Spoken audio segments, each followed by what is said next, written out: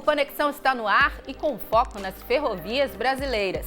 O governo pretende leiloar este ano as ferrovias Norte-Sul entre Tocantins e São Paulo e a Ferrogrão entre os estados de Mato Grosso e Pará.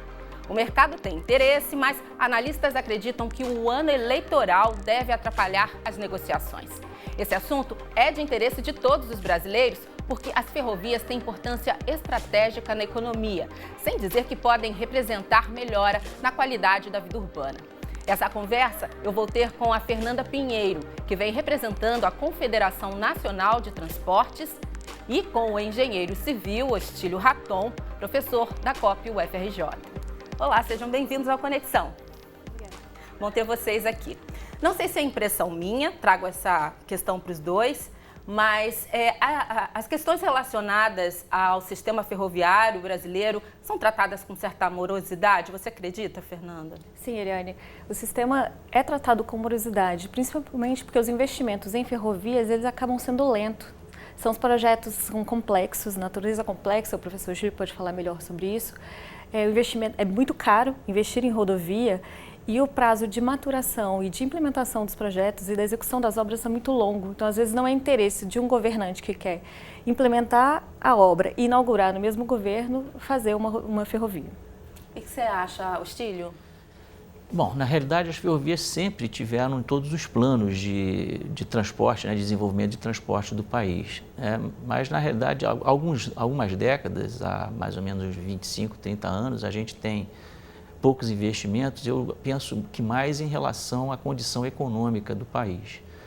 Até a década de 70 havia recursos bastante vultosos para o desenvolvimento de ferrovias, mas depois das sucessivas crises econômicas que aconteceram, esses recursos diminuíram bastante e até mesmo o próprio planejamento de transporte ficou mal resolvido, vamos dizer assim. A gente tinha esses planos de longo prazo e agora praticamente a gente tem planos bem mais curtos, de duração mais curta. Os investimentos têm que serem feitos mais rápido para superar as dificuldades desse período em que não houve investimentos. Com isso, a gente então perde dinheiro, né? A gente perde dinheiro porque o país não para. A despeito da falta de recursos, a população cresce, as necessidades das pessoas crescem. Então, o timing da realização desses projetos, quando não acontece na hora certa, todos os custos envolvidos na circulação de pessoas e mercadorias acabam crescendo, porque tem que se tomar soluções, tem que se adotar soluções paliativas. No caso, o transporte rodoviário. Na prática, onde está essa estratégia do sistema? Porque ele é considerado estratégico para a economia. O sistema ferroviário é um sistema ideal para transportar valores de baixo valor agregado, produtos de baixo valor agregado, como as commodities agrícolas e minerais, que o Brasil tem na sua base econômica essa vocação. Então, hoje, a gente faz esse transporte por meio das rodovias. Isso porque as rodovias são um sistema aberto, é de fácil acesso, qualquer um pega seu caminhão, vai para a estrada e consegue entrar. Na ferrovia isso é mais difícil.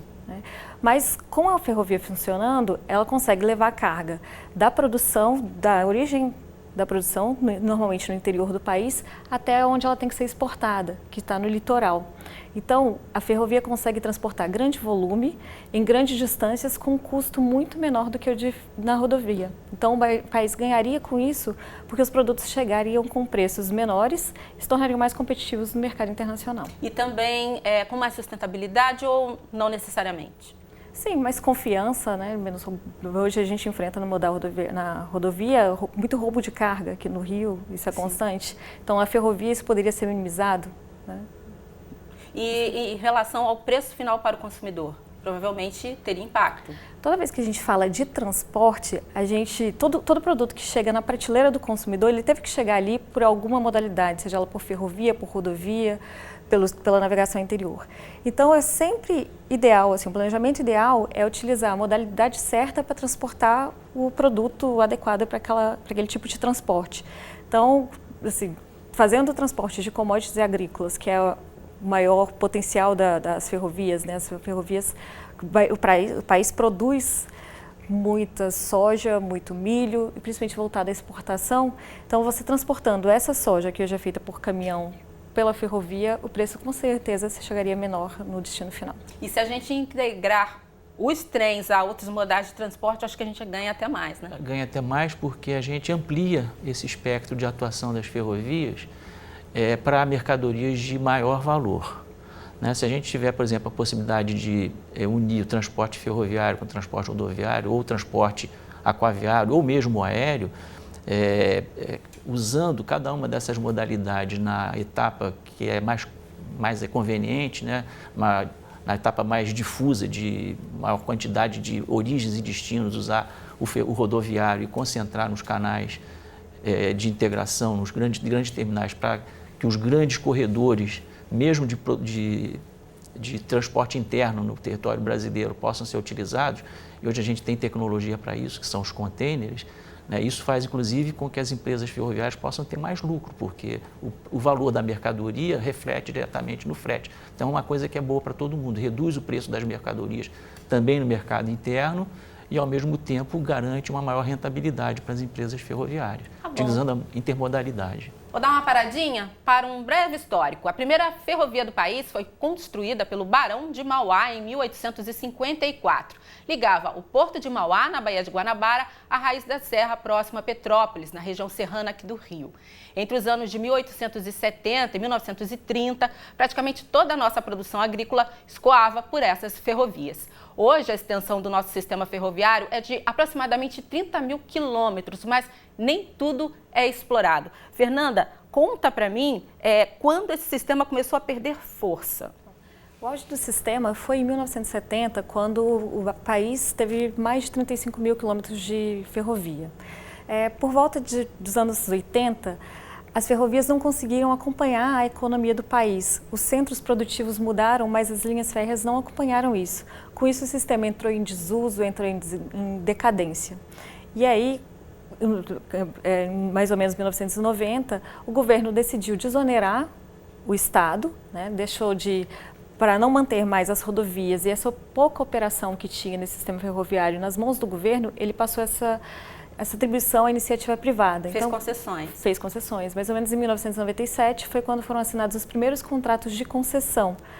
E com esses contratos, os objetivos principais era de reduzir o número de acidentes que ocorriam nas ferrovias e também aumentar o volume de carga transportado.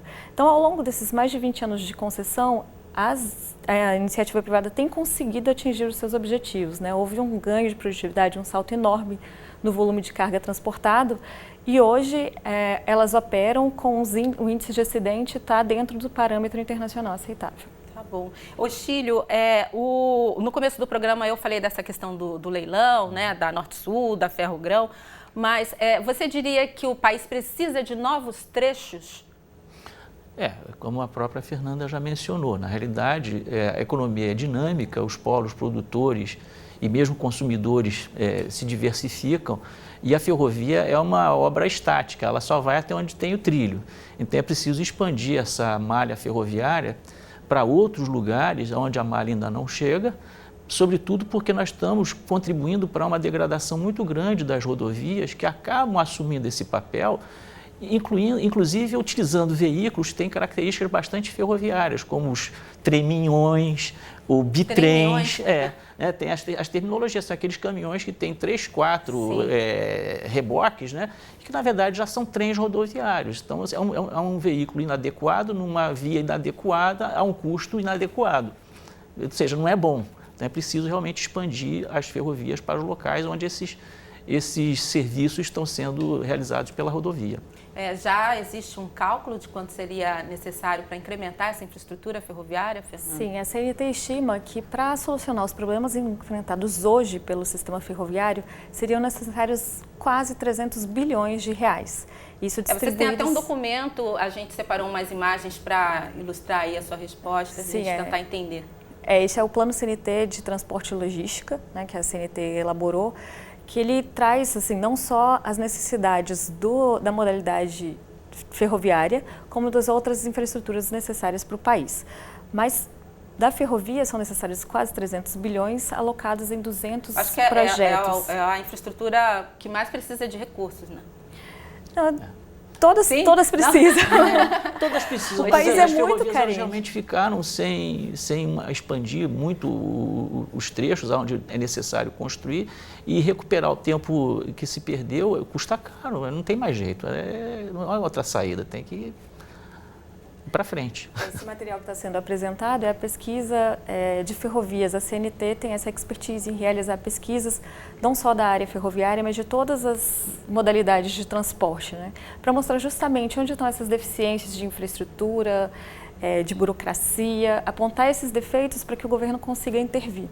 E assim, como vocês chegam a esse cálculo, né? O que é levado em consideração? Então, a gente pega, a gente tem, como a gente representa o transportador, é justamente quem está lá na ponta, quem opera, quem atua, quem está participando do sistema, seja ele rodoviário ou ferroviário, é que nos traz essa informação. Ali essa infraestrutura está deficiente, ou precisamos de expandir para levar a mercadoria de uma área agrícola para tal região. Então, a gente busca justamente as informações do próprio transportador, de quem trabalha, de quem está ali na prática. Eu acho que é importante ressaltar também que o custo, embora seja muito elevado, o não fazer, ou seja, deixar de construir, vai fazer com que se gaste muito mais. Então, é esse balanço que tem que ser feito para se decidir construir essas infraestruturas, ou seja, quanto que se vai gastar para produzir e transportar do jeito que a gente transporta hoje e quanto que se gastaria, né, para fazer gastando o que se precisa gastar em termos de resultado econômico, ou seja, quanto que a sociedade se beneficia no balanço entre o que se gasta e o que se recebe depois. Tá bom, olha só, vamos dar uma pausa aqui no estúdio e embarcar numa Maria Fumaça, que tal? Vamos seguir por trilhos da primeira estrada ferroviária a ligar o Rio Grande do Sul a outras localidades do país. Isso foi no começo do século XX e o trajeto completo ligava a estação de Tararé, em São Paulo, a Santa Maria, lá no Rio Grande. Tinha mais de 1.400 quilômetros.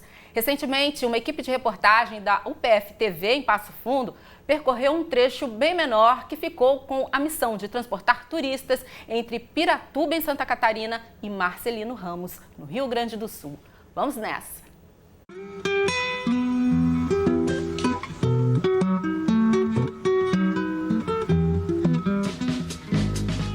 Agora a rota é toda turística. No total, dá 1h30 de viagem até Marcelino Ramos. E durante o percurso, claro, tem muitas atrações que lembram um pouco da cultura local.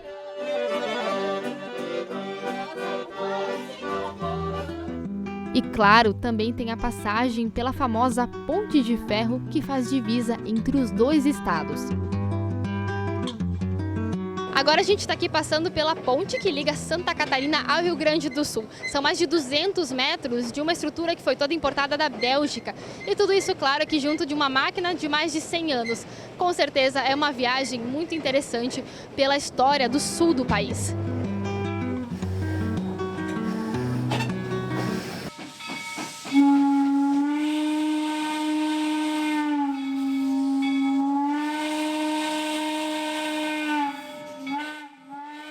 Essa locomotiva já tem mais de 100 anos. Saiu da fábrica dos Estados Unidos em 1913 e veio direto para o Brasil. Já os vagões são mais novos, eles foram construídos na década de 1940. Há pouco tempo eles foram também completamente restaurados. É uma recuperação de uma grande história, né, que hoje foi tudo abandonado. Para quem nunca fez um passeio de Maria Fumaça, nunca andou de trem, né? Tanto para mim, que agora estou trabalhando, eu nunca tive acesso ao trem, como que funcionava, então para mim eu me sinto muito orgulhosa de estar fazendo esse trabalho.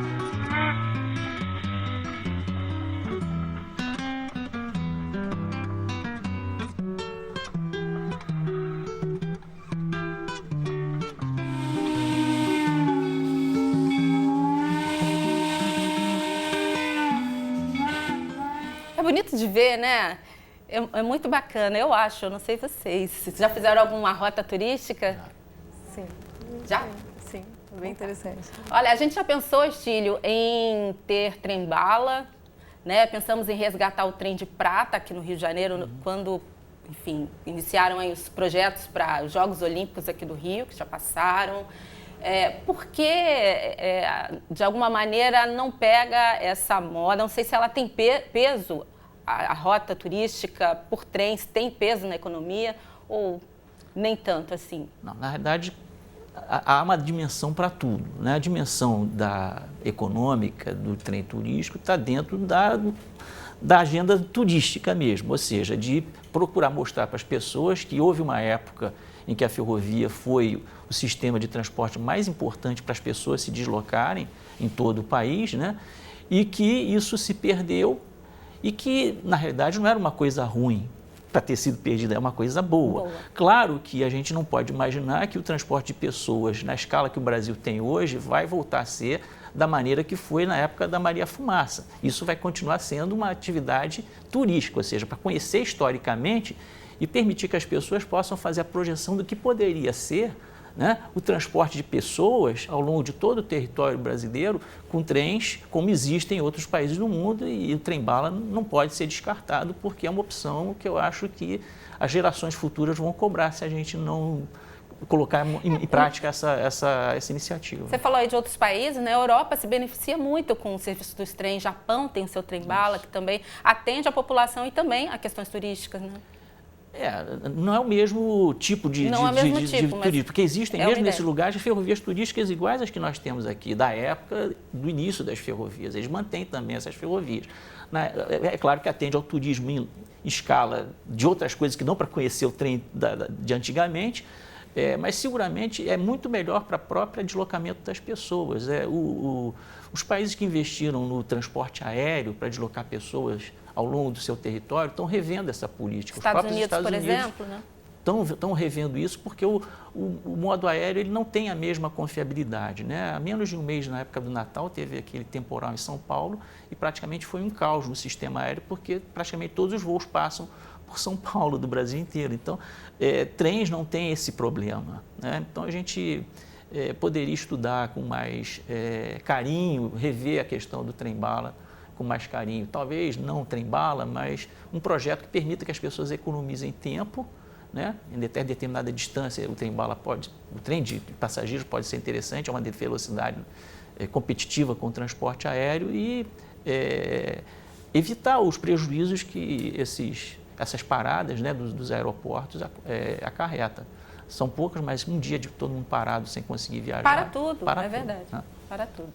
Olha só, ainda sobre esse aspecto, a Associação Brasileira das Operadoras de Trens Turísticos Culturais enviou um vídeo para a gente. Vamos assistir. O Brasil apresenta hoje, são 30 trens turísticos que vão de norte a sul, passando por vários estados, e que em 2017 representou aí aproximadamente 3 milhões de turistas, seja de origem nacional ou até de fora do Brasil. Dentre todos esses trens, a gente pode destacar alguns, seja pela distância, como por exemplo a Ferrovia Carajás, lá no norte, que vai de São Luís a Paraupebas, que tem aproximadamente 500 quilômetros, ou por exemplo o próprio trem do Corcovado, que chega sozinho a fazer 1 milhão de turistas. Temos ainda, por exemplo, aqui no sul, o único trem de luxo do Brasil, na ferrovia de Curitiba-Morretes, que inclusive foi eleita entre as 10 ferrovias mais bonitas do mundo. E passando por trens históricos com locomotivas antigas, como por exemplo de Campinas a Jaguariúna, ou no Rio Grande do Sul no Trem do Vinho. É importante realmente entrar em contato e ver que existem várias opções e todos envolvem muita cultura, muita natureza. A história do Brasil se deu pelas ferrovias e é aí que a gente aponta que andar de trem no Brasil é preservar o nosso patrimônio, é preservar a cultura, porque a gente vê que aonde foi abandonado realmente se depreciou, as próprias regiões deixaram de se desenvolver e o trem turístico realmente ele traz toda uma economia junto, um desenvolvimento local com ação de guias, de vans e artesanato. Então, andem de trem, vamos valorizar nosso patrimônio. Bom, dado um recadinho aí. Você fez um levantamento, Estílio, e chegou à conclusão de que aproximadamente 75%, né, do movimento hoje do sistema ferroviário é para o transporte de minério, é isso? Isso aí são dados publicados pela própria agência que cuida da regulação do transporte, né? 75% do trabalho realizado, que é uma medida de trabalho, né, a tonelada é quilômetro, ou seja, o transporte trabalho realizado pelos trens, quilômetro, 75% desse trabalho ferroviário está concentrado no minério, nas nossas ferrovias. Depois a gente tem outros produtos que são commodities, né, muito pouco de produtos de maior valor agregado, ou seja, as ferrovias brasileiras elas trabalham com carga de baixo valor agregado. Então, o lucro das ferrovias não é muito grande por causa disso. Muitas delas trabalham praticamente para as próprias empresas que são donas do minério. Como se fosse um transporte interno. Sai da mina, vai até o porto. E o restante se divide com quais funções? Agora sim, de cabeça não vou saber te dizer, mas praticamente os outros 25% é produtos como soja, milho, que foi feijão, arroz, cimento. Passageiros, então, também não, deve ser não tem mais. uma faixa praticamente passageiro não tem mais. Passageiros só nas cidades. São os trens, os trens de subúrbio, né, os trens metropolitanos ou os trens de metrô. Hoje não temos mais, a não ser as 2 linhas de Carajás e da Vitória Minas, que por razões contratuais a companhia Vale ela é obrigada a manter essa agenda. Bom, em Carajás é difícil, porque acho que não tem nem rodovia, mas na Vitória Minas são os trens que vão de Belo Horizonte a Vitória, acho que 2 vezes por dia. Em relação ao transporte urbano, a CNT tem observações? A CNT fez recentemente um levantamento sobre a malha urbana, né, abrangendo os trens urbanos, o sistema metroferroviário, e também identificou a mesma necessidade. Né? A gente hoje utiliza muito pouco o sistema, né, que é um sistema de massa, poderia desafogar os grandes centros, tirar veículos da rua, diminuindo o congestionamento. Também é um levantamento feito pela CNT e todos esses estudos da CNT estão disponibilizados no nosso site. Só entrar e acessar. Vamos lá, vamos aproveitar e já dar. cnt.org.br. cnt.org.br, depois a gente até abre para quem está em casa acompanhar. Eu queria só entender um pouco mais a vantagem, pensando na sustentabilidade. Eu até já comentei no comecinho do programa, mas o tipo de energia, né, que o transporte ferroviário utiliza pode ser até, a gente pode considerar renovável. A gente tem opções agora para manter as ferrovias ativas. Bom, aí depende muito da frequência dos trens, né? Porque a frequência dos trens é que vai permitir que se invista bastante em instalações fixas de geração de energia que não precisam estar embarcadas. Sim. Né? Então, quando há muitos trens circulando, a gente consegue fazer com que a energia direta para a alimentação dos trens seja energia elétrica.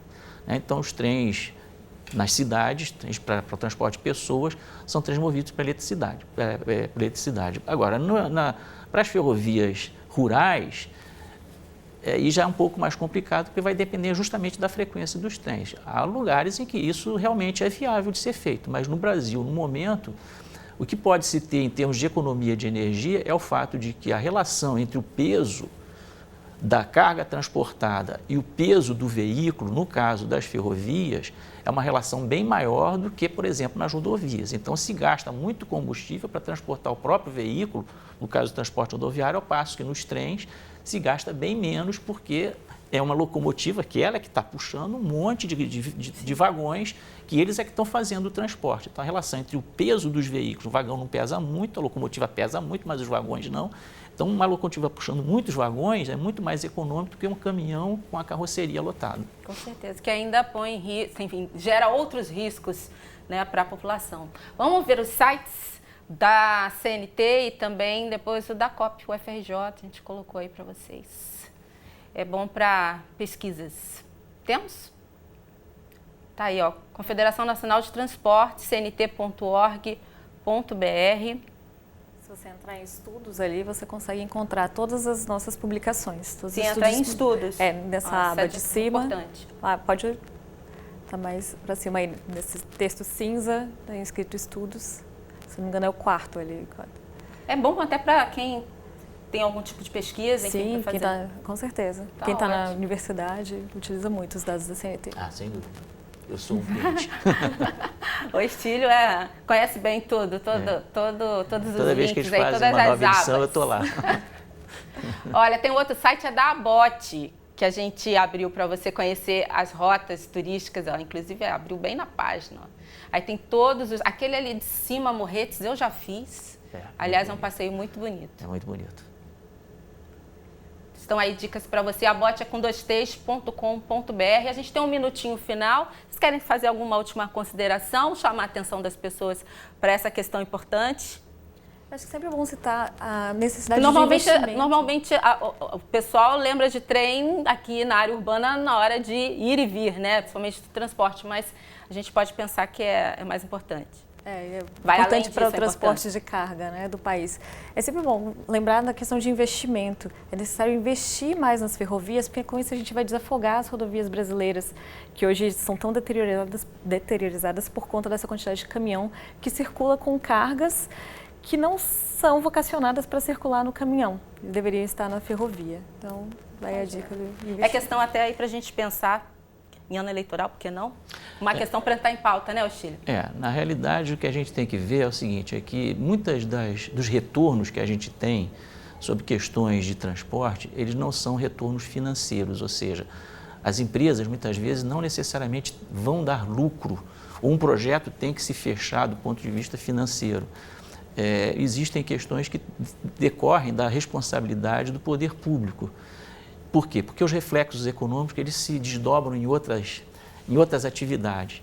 Então, às vezes, um custo muito elevado que a gente vai ter para implantar ferrovias, manter ferrovias funcionando, ele é recuperado pelo restante da sociedade que vai deixar de gastar por não haver essa infraestrutura. Esse pensamento que eu acho que é importante que fique, porque investir em ferrovia não é só olhar o passado é bonito, a gente fazer esses passeios é muito interessante, porque as ferrovias tiveram esse papel também no passado, né, de ser instrumentos para o desenvolvimento. E permitir que essas regiões se desenvolvessem. Então, investir em ferrovia daqui para frente seguramente vai ajudar muito o Brasil a se desenvolver economicamente e socialmente, porque é um reflexo, né, disso daí. Muito obrigada, viu, pelas considerações de vocês. Até uma próxima. Obrigado também. A gente deixa essa ideia para você refletir aí de casa.